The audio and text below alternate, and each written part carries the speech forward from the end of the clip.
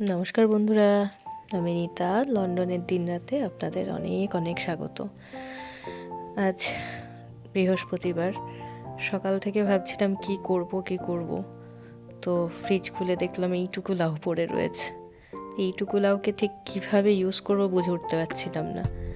তাই লাউটাকে কেটে নিলাম এভাবে, আর তার সাথে একটা আলু ছুলে আলুটাকেও এভাবেই কেটে নেব, যেরকম আমরা আলু ভাজা করি সেই ঝুরি ঝুরি করে।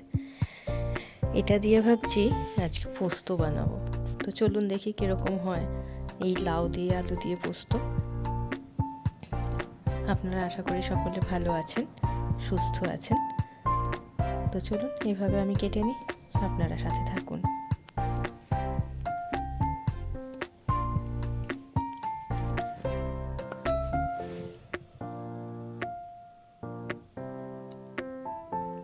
এই যে সব লাউটা এভাবে কেটে নিয়েছি।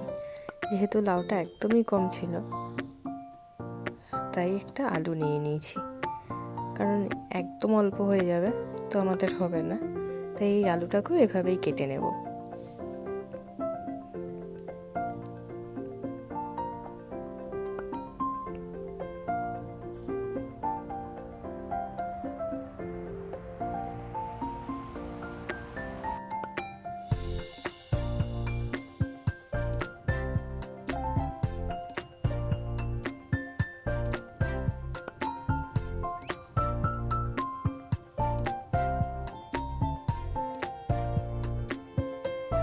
ব্যাস, লাউ আর আলুটাকে ওভাবে কেটে নিয়েছি। আর এই যে এদিকে ফ্রাইং প্যানটা বসিয়ে দিলাম, একটু কালো জিরে দিয়ে তেলের মধ্যে। এবার ওই লাউ আর আলুটাকে ছেড়ে দেবো। এইভাবে পোস্ত বানিয়ে খেলে কিন্তু বেশ ভালো লাগে খেতে। আমি কোনোদিন করিনি, আজকে ভাবলাম কি করব। তো মিক্সিটাও এসে যাওয়াতে ভাবলাম একটু পোস্তই করে ফেলি। অনেক দিন পোস্ত খাওয়া হয়নি, বেশ ভালো হয়েছে খেতে, জানেন তো। এগুলো একটু ভাজা ভাজা করে নিই, তারপরে এর মধ্যে পোস্ত বাটা, কাঁচা লঙ্কা দিয়ে যে পোস্তটা বাটবো সেটাই দিয়ে দেবো।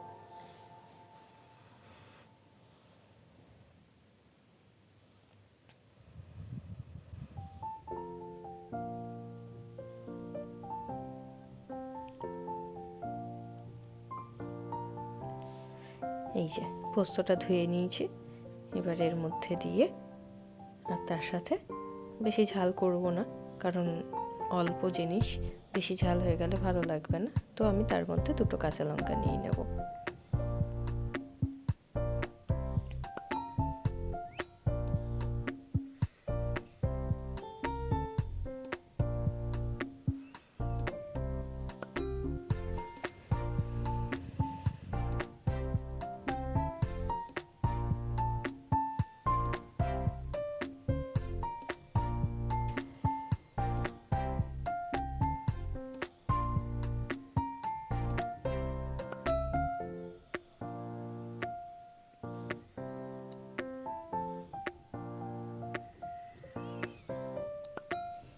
চলুন তাহলে এগুলো বেটে নেওয়া যাক।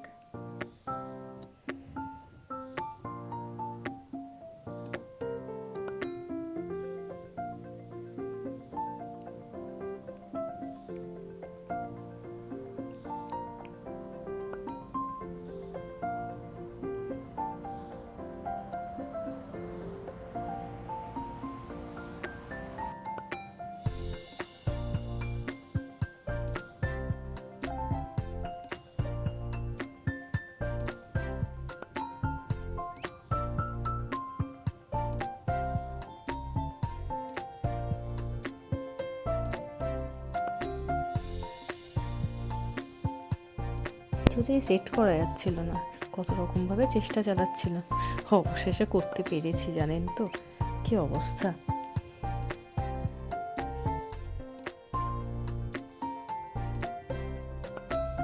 এদিকে একটু লাউ আর আলুটা ভাজা ভাজা হয়ে গেছে, এখানে একটু নুন আর হলুদ দেবো। একদম সিম্পল, কিন্তু খেতেও টেস্টি। তো কিছু না থাকলে এভাবে করে নেওয়াই যায়। আর ওইটুকু লাউ কিসে দেবো বুঝে পাচ্ছিলাম না, তাই এভাবে বানিয়ে ফেললাম।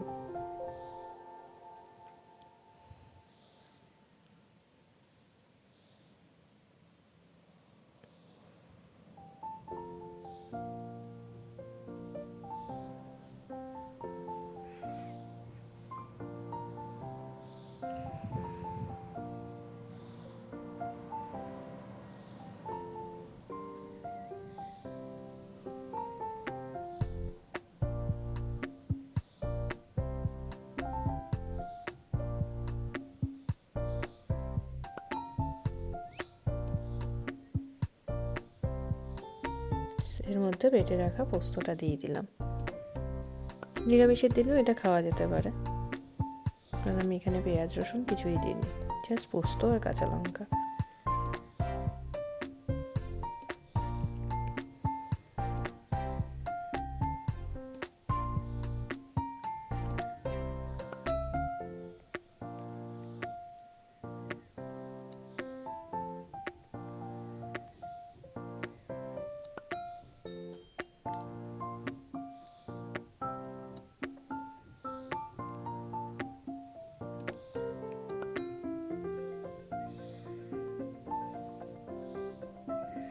খানিক নাড়াচাড়া করে এর মধ্যে ওই কন্টেনারটার মধ্যে জল দিয়ে জলটা একটু দিয়ে দেবো।